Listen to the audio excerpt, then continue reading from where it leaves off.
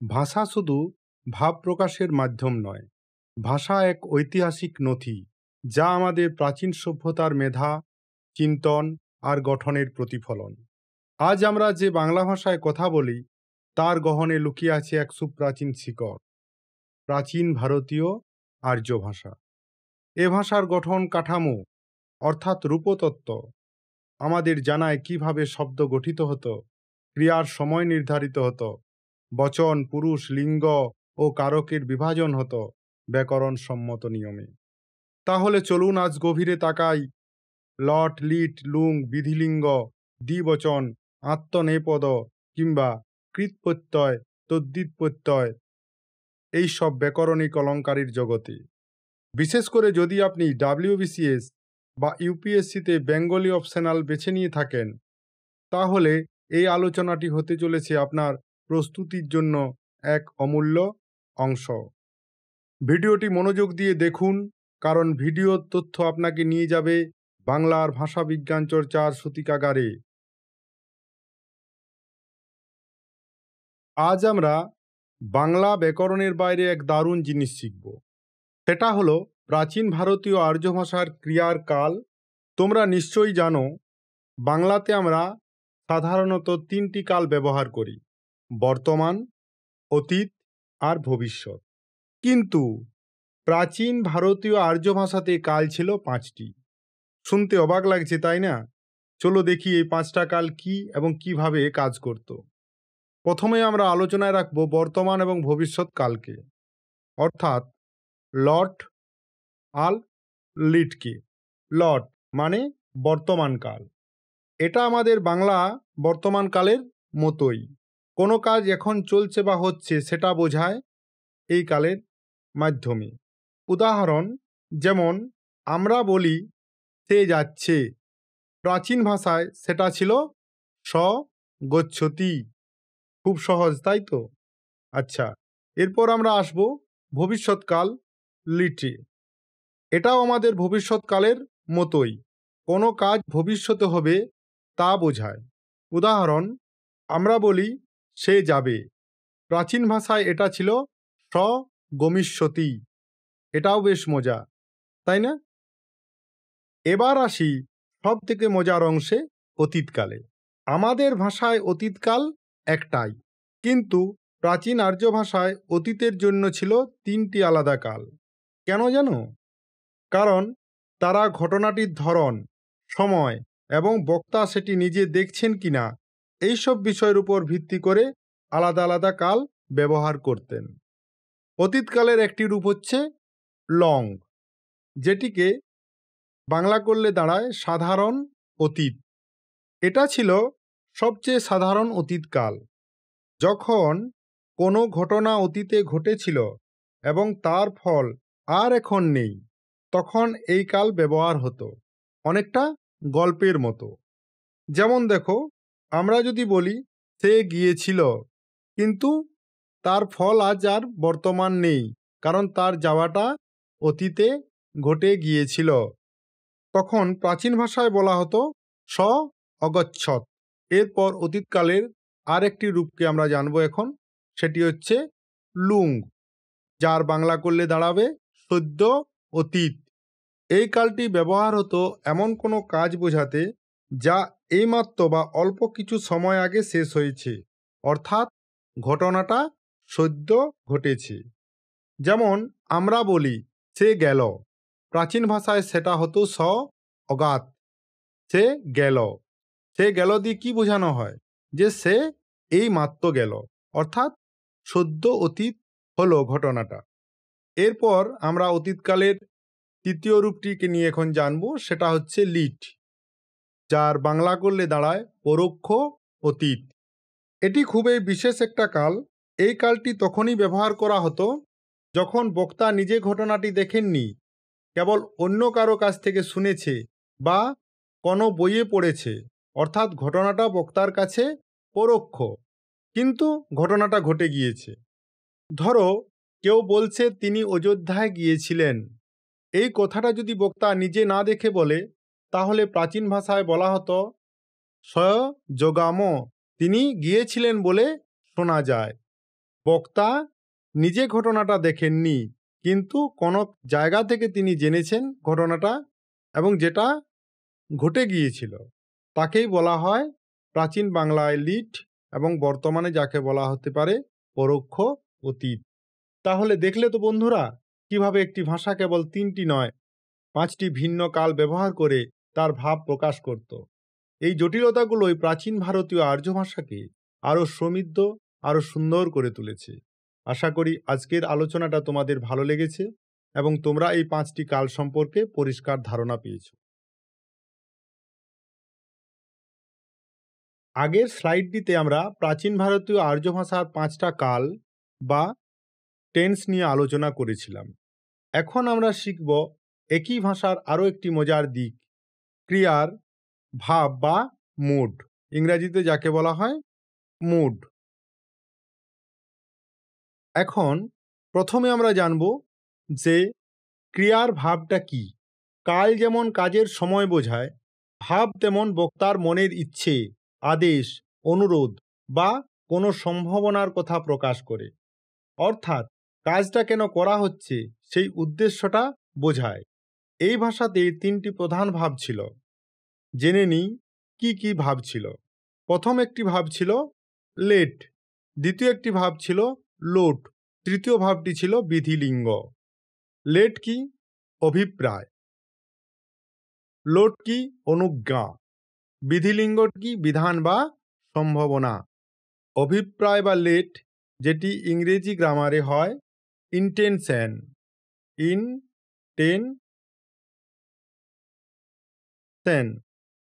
Note বা অনুজ্ঞা, যেটি ইংরেজি ব্যাকরণে হবে কমান্ড।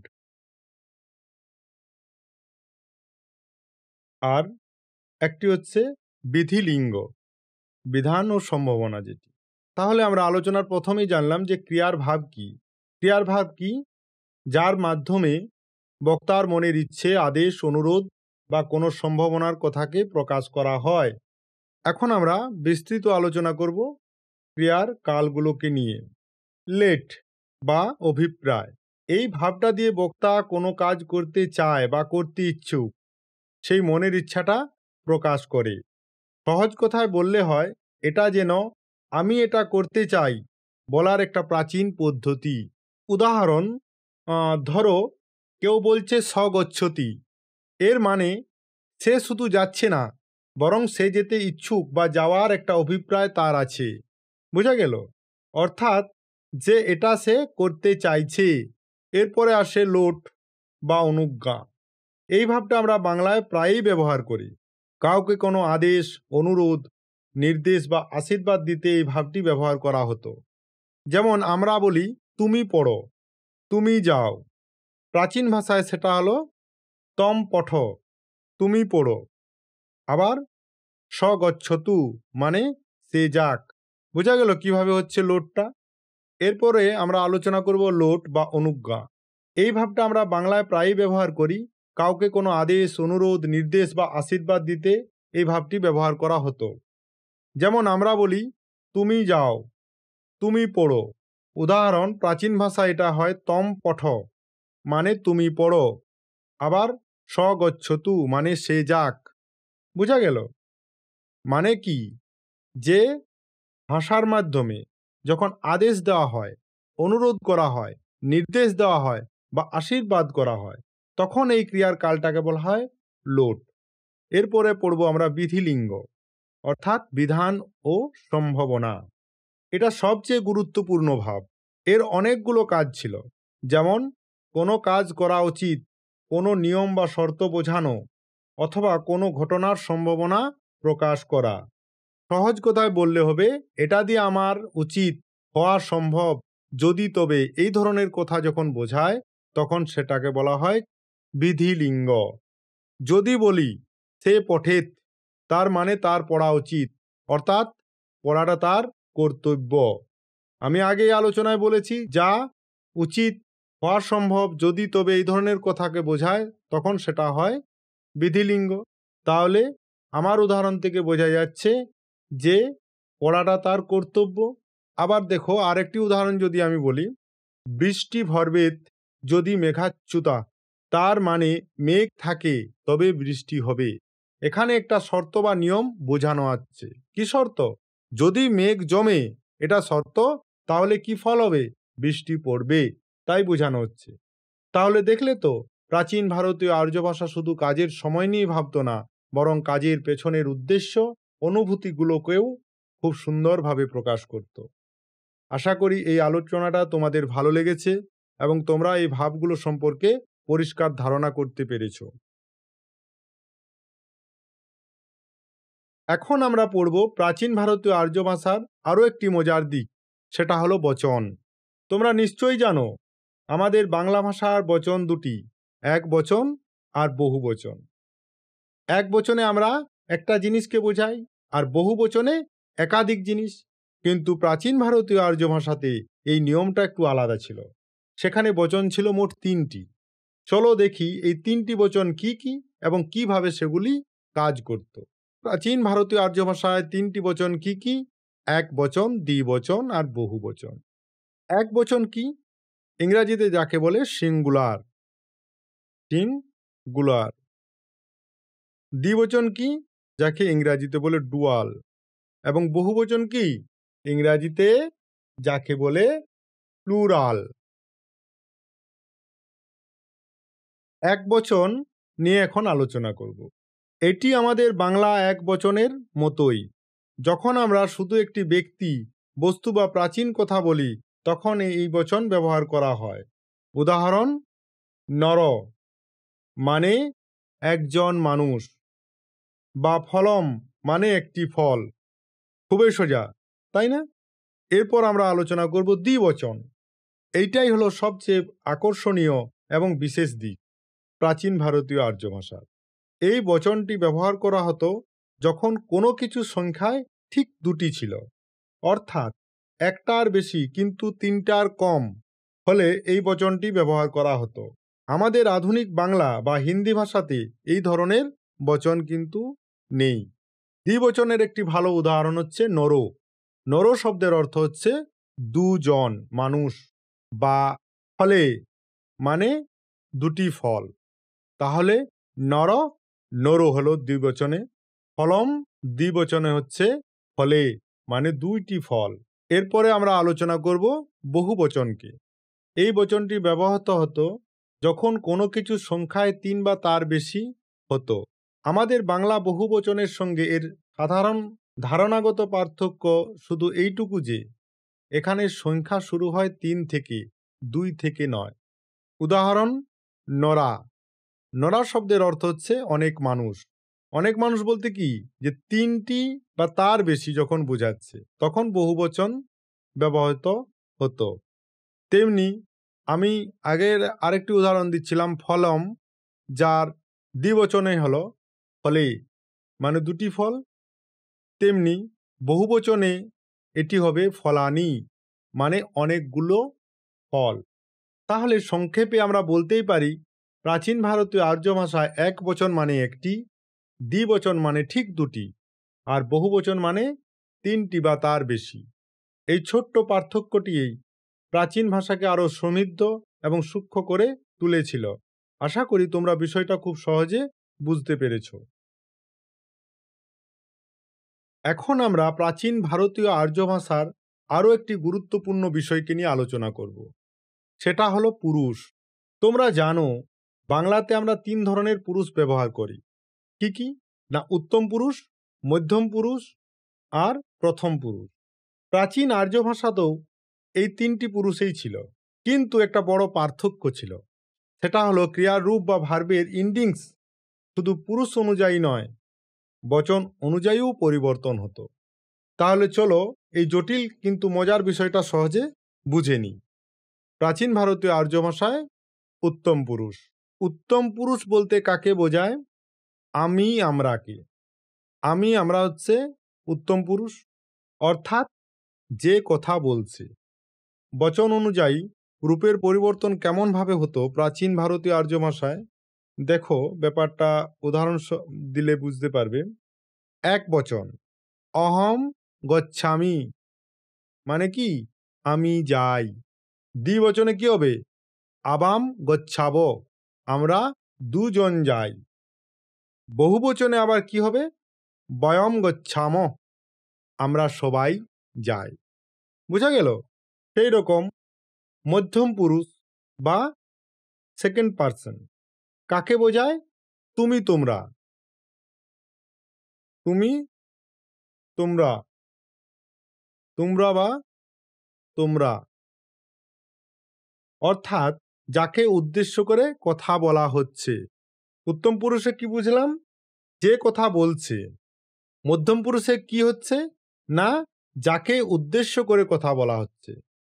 বচন অনুযায়ী কিভাবে প্রাচীন ভারতীয় আর্য ভাষার মধ্যম পুরুষে পরিবর্তন হতো বা ব্যবহার হতো দেখো। এক বচনে তম গচ্ছসি মানে তুমি যাও, এটা হলো মধ্যম পুরুষ। দ্বিবচনে এটাই যখন হচ্ছে তখন হচ্ছে যুবাম গচ্ছত, তোমরা দুজন যাও। বহুবচনে সেটাই আবার হয়ে যাচ্ছে ইয়ম গচ্ছত, তোমরা সবাই যাও। বোঝা গেল একদম ক্লিয়ার ভাবে যে কিভাবে বচন অনুযায়ী রূপের পরিবর্তন ঘটছে প্রাচীন ভারতীয় আর্য ভাষায় পুরুষ এবং ক্রিয়ার। এরপর আমরা পড়ব প্রথম পুরুষ বা থার্ড পারসন। কাকে বোঝায়? প্রথম পুরুষ বলতে কাকে বোঝায়? সে তারা। বচন অনুযায়ী রূপের কিরকম পরিবর্তন হয়? যেমন দেখো এখানে স গচ্ছতি, সে যায়। দ্বিবচনে এটাই হচ্ছে তো গচ্ছত, তারা দুজন যায়। দেখো বহুবচনে আবার কি সুন্দর পরিবর্তন হচ্ছে। বহুবচনে কি হচ্ছে? তে গচ্ছতি, তারা সবাই যায়। তাহলে তোমরা দেখলে যে একই কাজ, যাওয়া, কাজটা কি করছে? এই উদাহরণগুলোর সাহায্যে কি বোঝা যাচ্ছে? যে একটি কাজ হচ্ছে, সেটি হচ্ছে যাওয়া। এই যাওয়া কাজটি হচ্ছে ক্রিয়ামূল গম হলেও কে কাজটি করছে, কতজনে মিলে কাজটি করছে, তার উপর নির্ভর করে ক্রিয়ার রূপটা বারবার বদলে যাচ্ছে। এই কারণে প্রাচীন ভারতীয় আর্য ভাষা ছিল এত সুনির্দিষ্ট এবং সমৃদ্ধ। আশা করি তোমরা এই বিষয়টা খুব সহজে বুঝতে পেরেছ। এখন আমরা পড়ব প্রাচীন ভারতীয় আর্য ভাষার লিঙ্গ। তোমরা জানো আমাদের বাংলাতে সাধারণত লিঙ্গ বলতে আমরা পুরুষ বা স্ত্রী বুঝি, কিন্তু প্রাচীন ভারতীয় আর্য ভাষায় নিয়মটা ছিল পুরোপুরি আলাদা।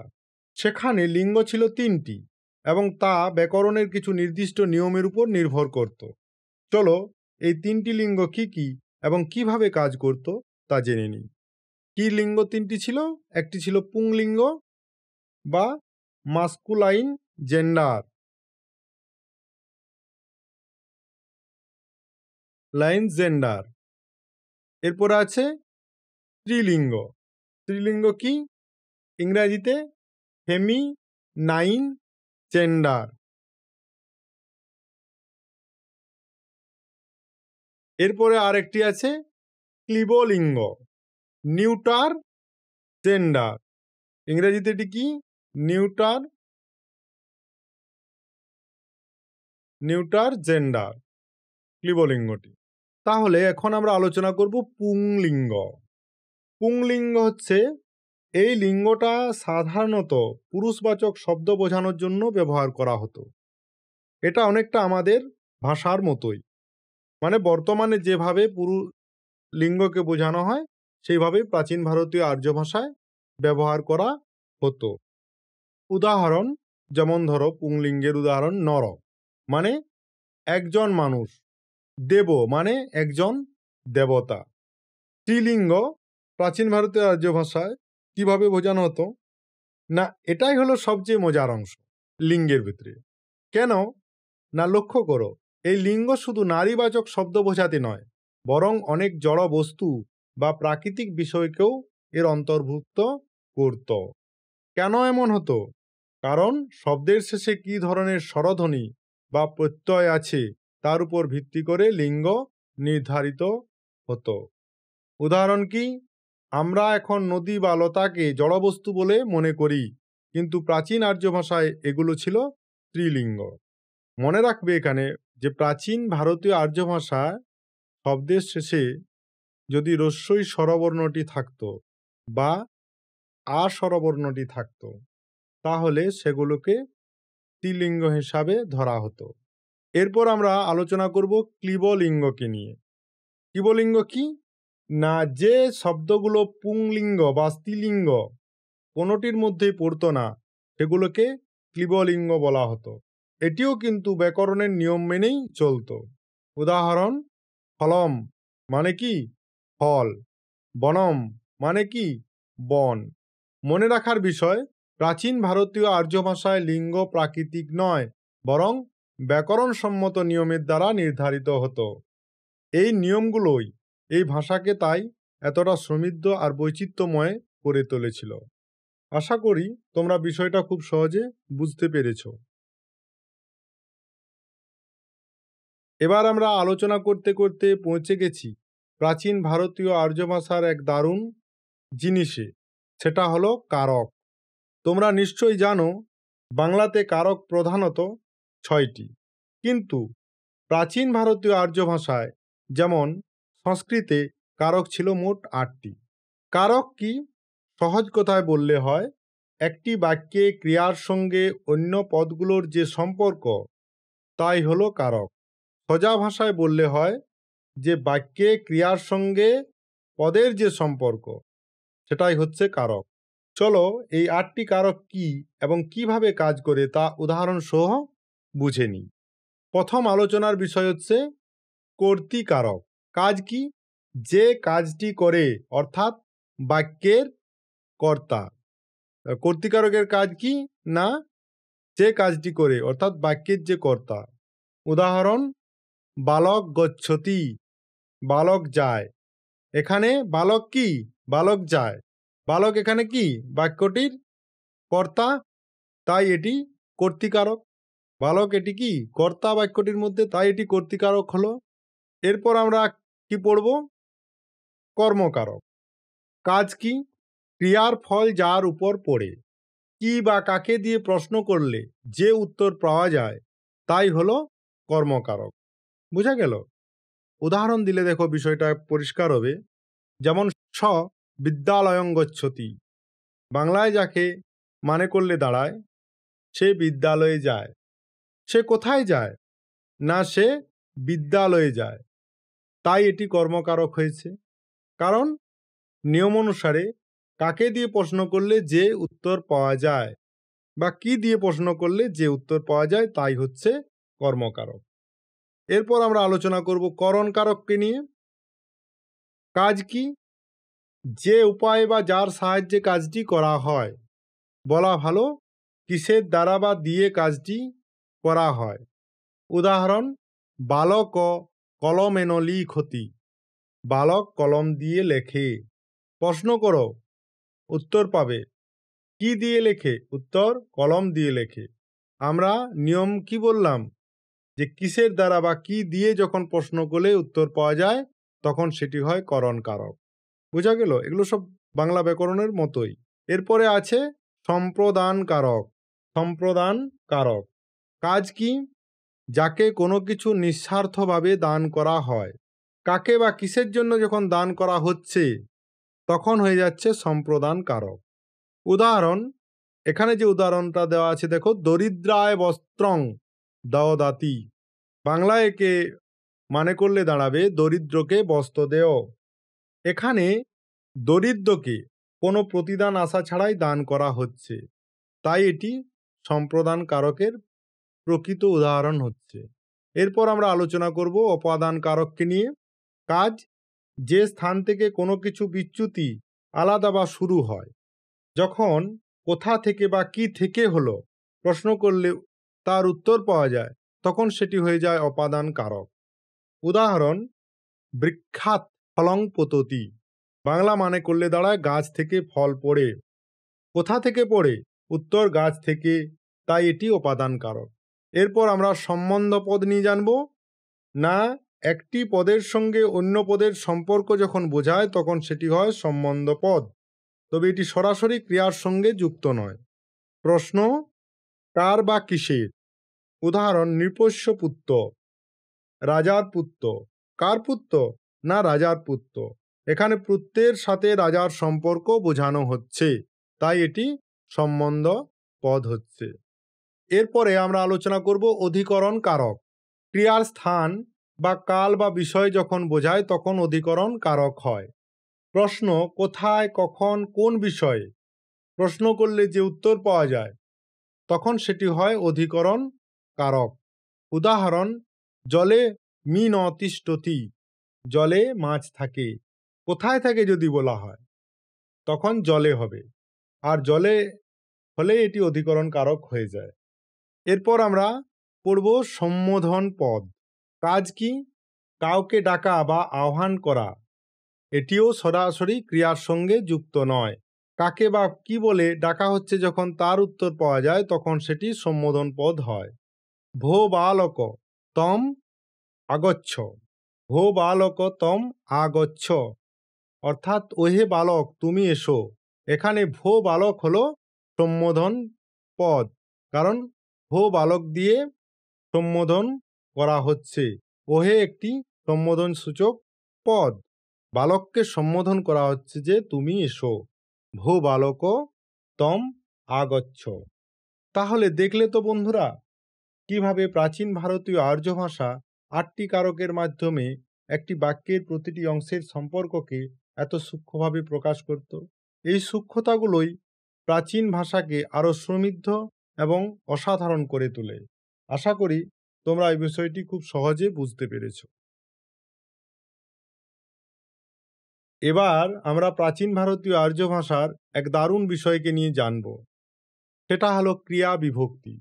তোমরা নিশ্চয়ই জানো আমাদের বাংলাতে ক্রিয়ার রূপ খুব বেশি বদলায় না, কিন্তু প্রাচীন ভারতীয় আর্য ভাষাতে কাজটি কে করছে এবং কাজের ফলটা কে পাচ্ছে তার উপর ভিত্তি করে ক্রিয়ার রূপ বদলে যেত।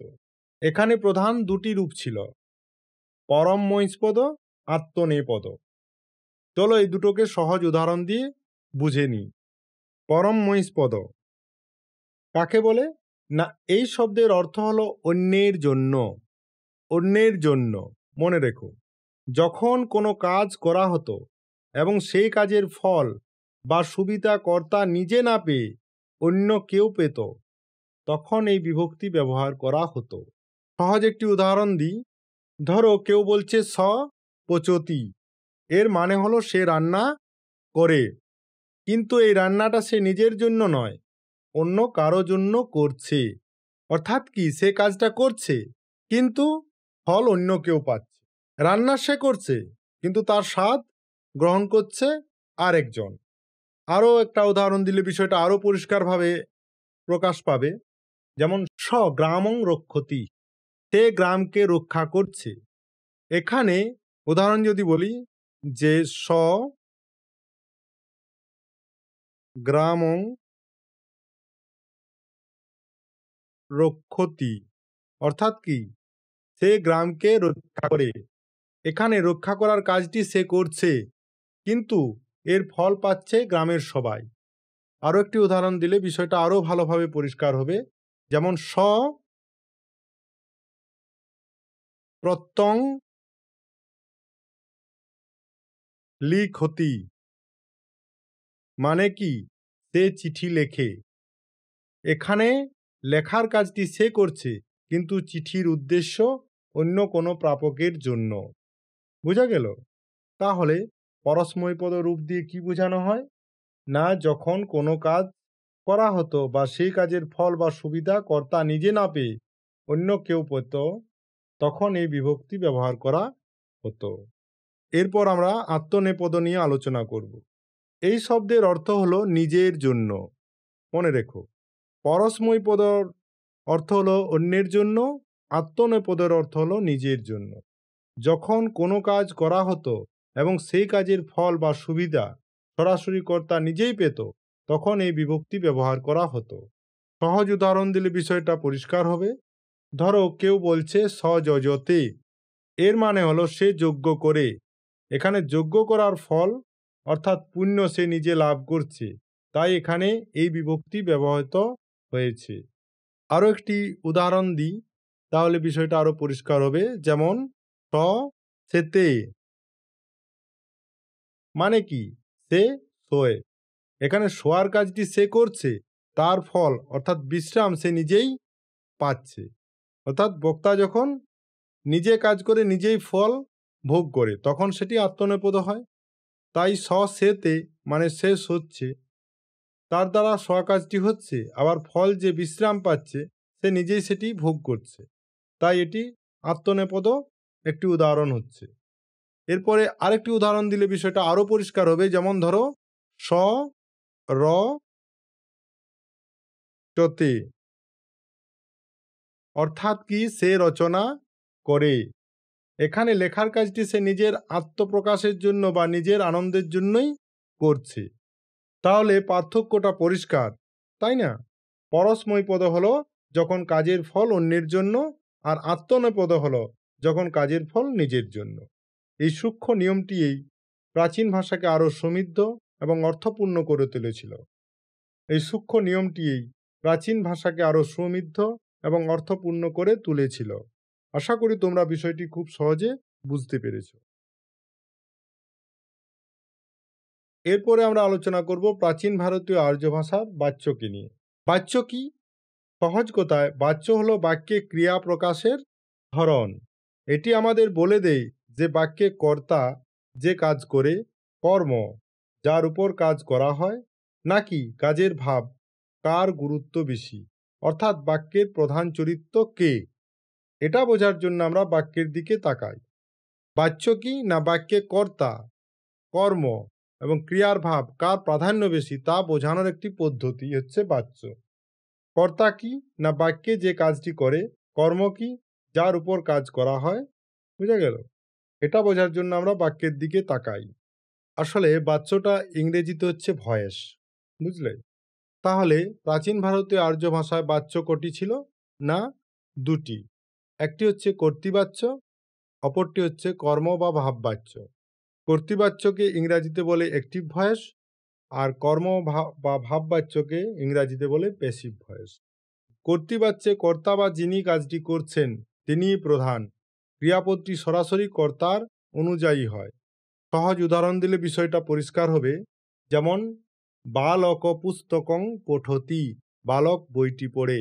এখানে বালক প্রধান। এর মানে হলো কি? বালক বইটি পড়ে। এখানে বালক কাজটি করছে এবং সেই প্রধান, তাই এটি কর্তৃবাচ্য হচ্ছে। তেমনি কর্মভাব বাচ্য কি? পেশিভ বা ইম্পার্সোনাল ভয়েস কি? কর্মভাব বাচ্যে কর্তার চেয়ে কর্ম বা কাজের ভাব প্রধান হয়ে ওঠে। কাজের ভাবটা যখন কর্তার চেয়ে প্রধান হয়ে ওঠে তখন সেটি কর্ম বা ভাববাচ্য হয়। এখানে ক্রিয়াপদটি কর্তাকে অনুসরণ না করে কর্মকে অনুসরণ করে। সহজ উদাহরণ দিলে বিষয়টা এখানেও পরিষ্কার হবে। যেমন ধরো বালকেন পুস্তকং পঠ্যতে, বালকের দ্বারা বইটি পঠিত হচ্ছে। এখানে বই বা কাজটি প্রধান হয়ে উঠেছে। কোন কাজটি? বই পড়াটা প্রধান হচ্ছে। তাহলে কর্তার চেয়ে কর্মের ভাবটা এই বাক্যে প্রধান হয়ে উঠছে, তাই এটি কর্মভাব বাচ্য হচ্ছে। তাহলে দেখলে তো, বাচ্য হলো বাক্যকে সাজানোর একটা কৌশল, যার মাধ্যমে আমরা ঠিক করে দিই বাক্যে কার গুরুত্ব সবচেয়ে বেশি থাকবে। আশা করি বিষয়টি খুব সহজে বুঝতে পেরেছ। এবারে আমরা প্রাচীন ভারতীয় আর্য ভাষার একটি গুরুত্বপূর্ণ বিষয়কে নিয়ে শিখব, সেটা হলো প্রত্যয়। সহজ কথায় প্রত্যয় হলো কিছু বর্ণ বা বর্ণের অংশ, যা কোনো শব্দ বা ক্রিয়ার মূল অংশের শেষে বসে নতুন শব্দ তৈরি করে। মনে রেখো এটা। এই ভাষাতে প্রধানত দু রকমের প্রত্যয় ছিল, কৃৎ প্রত্যয় এবং তদ্ধিত প্রত্যয়। চলো এই দুটোকে সহজে উদাহরণ দিয়ে বুঝে নিই। কৃৎ প্রত্যয়, এই প্রত্যয়টা বসে শুধু ধাতুর শেষে। ধাতু মানে হলো ক্রিয়াপদের মূল রূপ। যেমন চলা একটি ক্রিয়াপদ, তার মূল রূপ হলো চল। যখন কোনো ধাতু থেকে নতুন শব্দ তৈরি করতে হয় তখন এই প্রত্যয় ব্যবহার করা হয়। বুঝা গেল? উদাহরণ দিলে বিষয়টা আরও পরিষ্কার হবে। যেমন চল ধাতুর সাথে ইষ্ণু প্রত্যয় যোগ হয়ে তৈরি হয় চলিষ্ণু, যার অর্থ হচ্ছে যে চলে। আরও একটা উদাহরণ, উৎ আর কৃষ, উৎকৃষ্ট ধাতুর সাথে ঘং যোগ হয়ে তৈরি হয় উৎকর্ষ, মানে উন্নতি। দৃশ ধাতুর সাথে অক যোগ হয়ে তৈরি হয় দর্শক, মানে যে দেখে। বোঝা গেল যে কৃৎ প্রত্যয় কি। এরপর আমরা আলোচনা করব তদ্ধিত প্রত্যয়কে নিয়ে। এই প্রত্যয়টা বসে নামপদের শেষে। নামপদ হলো কি? বিশেষ্য বা বিশেষণ শব্দ। যখন কোনো নামপদের সঙ্গে যুক্ত হয়ে নতুন শব্দ তৈরি করে তখন এই প্রত্যয় ব্যবহার করা হয়। যেমন দশরথ নামের সঙ্গে নি প্রত্যয় যোগ হয়, তৈরি হয় দাশরথী, যার অর্থ হচ্ছে দশরথের পুত্র। আবার আরেকটা উদাহরণ দিই, যেমন প্রজ্ঞা শব্দের সাথে বতুপ যোগ হয়ে তৈরি হয় প্রজ্ঞাবান, যার মানে হলো যার প্রজ্ঞা বা বুদ্ধি আছে। যেমন সমাজ একটি শব্দ, তার সাথে স্নিক প্রত্যয় যোগ হয়ে তৈরি হয় সামাজিক, যার মানে হলো সমাজ সম্পর্কিত। আশা করি এটা বুঝতে পেরেছ। তাহলে পার্থক্যটা খুব সোজা, তাই না? যে কৃৎ প্রত্যয় বসে ধাতুর শেষে আর তদ্ধিত প্রত্যয় বসে নাম পদের শেষে। বুঝা গেছে? এইভাবে প্রাচীন ভারতীয় আর্য ভাষায় নতুন নতুন শব্দ তৈরি হতো এবং তার শব্দভাণ্ডার সমৃদ্ধ হতো। আশা করি তোমরা এই বিষয়টি খুব সহজে বুঝতে পেরেছ। এবার আমরা প্রাচীন ভারতীয় আর্য ভাষার একটি খুবই গুরুত্বপূর্ণ বিষয় নিয়ে শিখব, সেটা হলো উপসর্গ। সহজ কথায় উপসর্গ হলো কিছু শব্দাংশ যা শব্দ বা ধাতুর আগে বসে। মজার ব্যাপার হলো কি জানো, এই উপসর্গগুলো নিজে নিজে কোনো অর্থ প্রকাশ করে না, কিন্তু যখন কোনো শব্দের সঙ্গে যুক্ত হয় তখন সেই শব্দটির অর্থ পাল্টে দেয়। উদাহরণ দিয়ে বিষয়টি পরিষ্কার করি। পরিযুক্ত জন হচ্ছে পরিজন। এখানে জন মানে হলো মানুষ। এর আগে পরি উপসর্গটি যুক্ত হওয়ার ফলে শব্দটি হয়ে গেল পরিজন, যার অর্থ হলো পরিবারের মানুষজন বা আশেপাশের মানুষ। তাহলে দেখছো তো পরিযোগ হয়ে কিভাবে অর্থটা বদলে গেল। তেমনি আরেকটি উদাহরণ দিই। প্রযুক্ত বাহ সমান প্রবাহ। এখানে বাহ মানে হচ্ছে বয়ে চলা বা বহন করা, কিন্তু এর আগে প্র উপসর্গটি যোগ হওয়ার ফলে শব্দটি হলো প্রবাহ, যার অর্থ হলো অবিরত বয়ে চলা। এখানে প্র শব্দটি দিয়ে একটি ধারাবাহিকতা বা গতির ভাব বোঝানো হচ্ছে। এরপরে আরেকটি উদাহরণ দিলে বিষয়টা আরও পরিষ্কার হবে। যেমন বি যুক্ত হার সমান বিহার। এইটা আরও মজার। হার মানে হলো হরণ করা বা নিয়ে যাওয়া, কিন্তু এর আগে বি উপসর্গটি বসে এর অর্থকেই বদলে দিচ্ছে।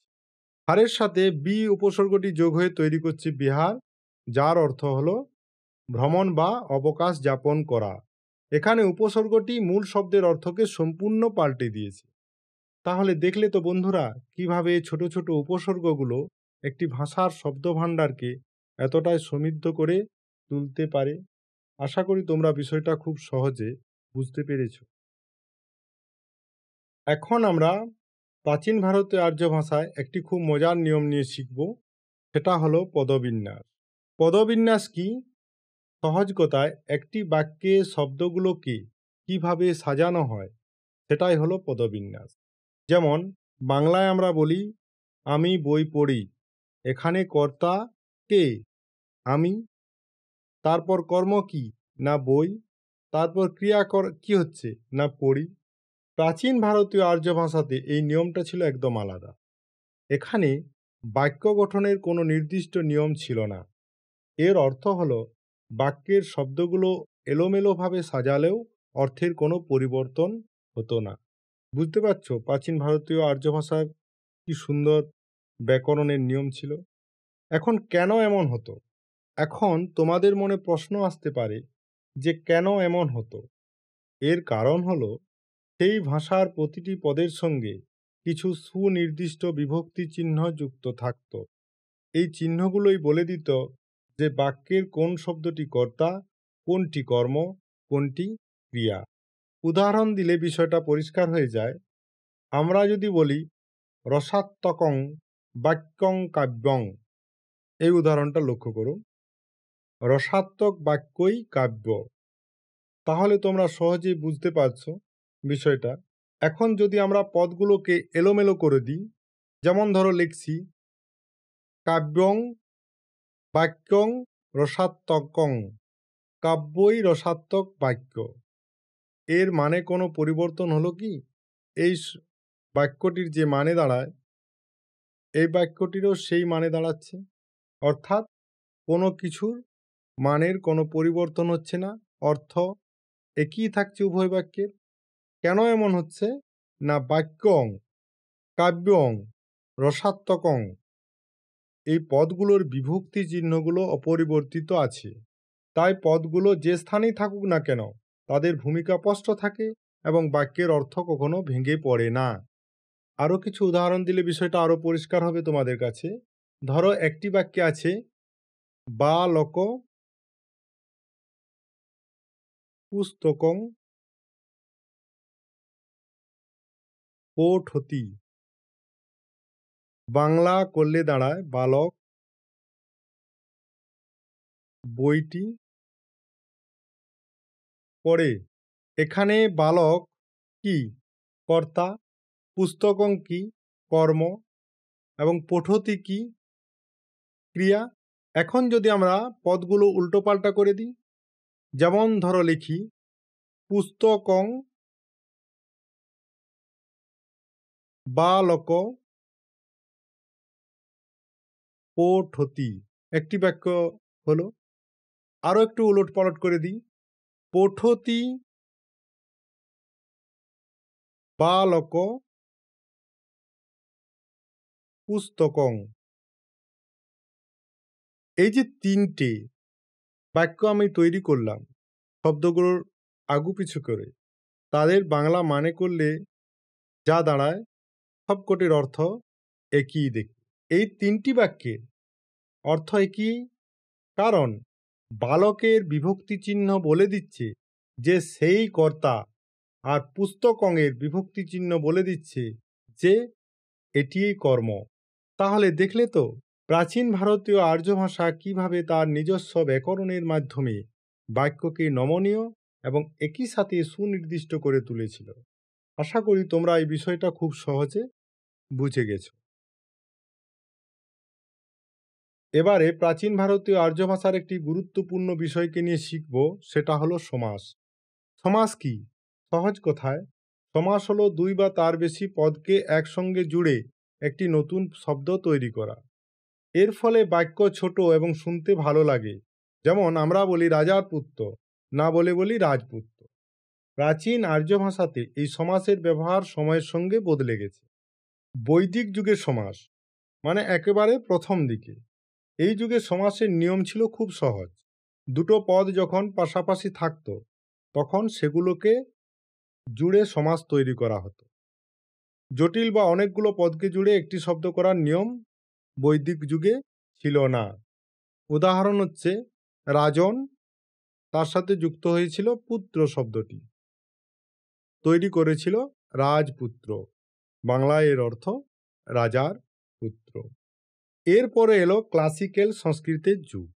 এখন কি হলো না ক্লাসিক্যাল সংস্কৃতি এসে ক্লাসিক্যাল সংস্কৃতে সমাসের ব্যবহার গেল বেড়ে, অর্থাৎ পদের যুক্ত করার প্রবণতা বেড়ে গিয়েছিল। এই সময় বাক্যকে আরও ছোট করার জন্য অনেকগুলো পদকে জুড়ে একটি লম্বা সমাসবদ্ধ পদ তৈরি করা শুরু হয়।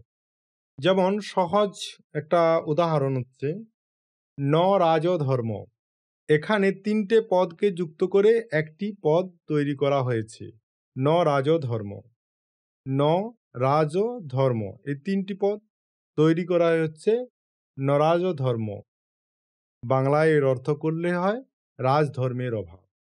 যেমন রাজ আর ভৃত্য, এই দুটি পদ পাশাপাশি যুক্ত হয়ে তৈরি করেছিল রাজভৃত্য, অর্থাৎ রাজার ভৃত্য।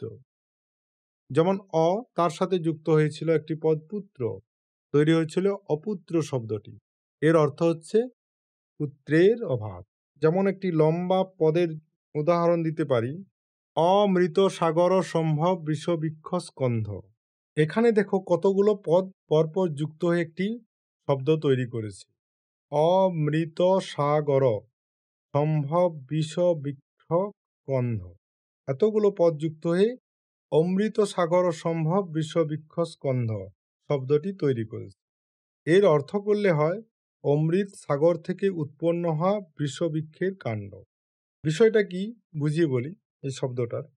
এই পদটি একটি রূপক, যার মাধ্যমে বোঝানো হয়েছে যে কোনো ভালো বা উপকারী উৎস থেকে এমন কিছু উৎপন্ন হতে পারে যার ক্ষতিকর বা বিনাশকারী রূপ রয়েছে। এখানে অমৃত সাগর হলো ভালো বা কল্যাণের প্রতীক, আর বৃষবৃক্ষ স্কন্ধ হলো মন্দ বা অকল্যাণের প্রতীক। অর্থাৎ এমন একটি পরিস্থিতি যেখানে ভালো কিছু থেকে খারাপ কিছুর উৎপত্তি হয়েছে। এই শব্দটিকে বোঝাতে প্রাচীন ভারতীয় আর্য ভাষায় একটি ক্লাসিক্যাল সংস্কৃতিতে বাক্য ব্যবহৃত হতো, সেটি হচ্ছে অমৃত সাগর সম্ভব বৃষবৃক্ষ স্কন্ধ এই শব্দটি। তাহলে দেখলে তো সময়ের সঙ্গে কিভাবে সমাসের নিয়মগুলো পাল্টেছে। আশা করি তোমরা বিষয়টি খুব সহজে বুঝতে পেরেছ। এখন আমরা পড়ব প্রাচীন ভারতীয় আর্য ভাষায় ছন্দ। ছন্দ কি? কবিতার সুর বা তাল নির্ধারণের একটা পদ্ধতি। প্রাচীন ভারতীয় আর্য ভাষায় দু রকমের ছন্দ দেখা যেত, অক্ষরমূলক ছন্দ আর মাত্রামূলক ছন্দ। অক্ষরমূলক ছন্দ কি না, অক্ষর গুণে গুণে মাত্রা নির্ধারণ যখন করা হতো তখন সেটি অক্ষরমূলক ছন্দ হতো। অক্ষরের লঘু গুরু অর্থাৎ হ্রস্ব দীর্ঘ উচ্চারণ খুবই গুরুত্বপূর্ণ ছিল। উদাহরণ, বৈদিক মন্ত্রের গায়ত্রী ছন্দে প্রতিটি চরণে ৮টি করে অক্ষর থাকত। এরপরে আসি মাত্রামূলক ছন্দে। পরবর্তীকালে অক্ষরের সংখ্যার যে উচ্চারণের মাত্রা অর্থাৎ সময় বেশি গুরুত্বপূর্ণ হয়ে উঠেছিল। উদাহরণ, ক্লাসিক্যাল সংস্কৃতিতে অনুষ্টুপ ছন্দ এই ধরনের একটি মাত্রামূলক ছন্দের উদাহরণ ছিল।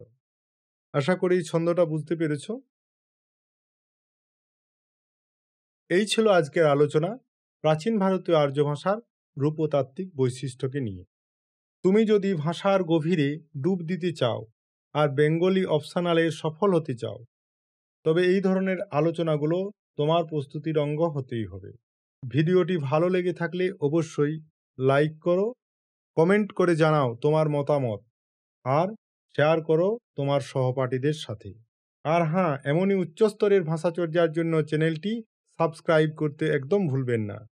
মিস্টিক্যাল বেঙ্গলির সঙ্গেই থাকুন, ভাষার অতল গহনে হাঁটুন আমাদের সঙ্গে। পরবর্তী ভিডিওটির আপডেট পেতে বেল আইকন চাপতে ভুলবেন না যেন। ধন্যবাদ।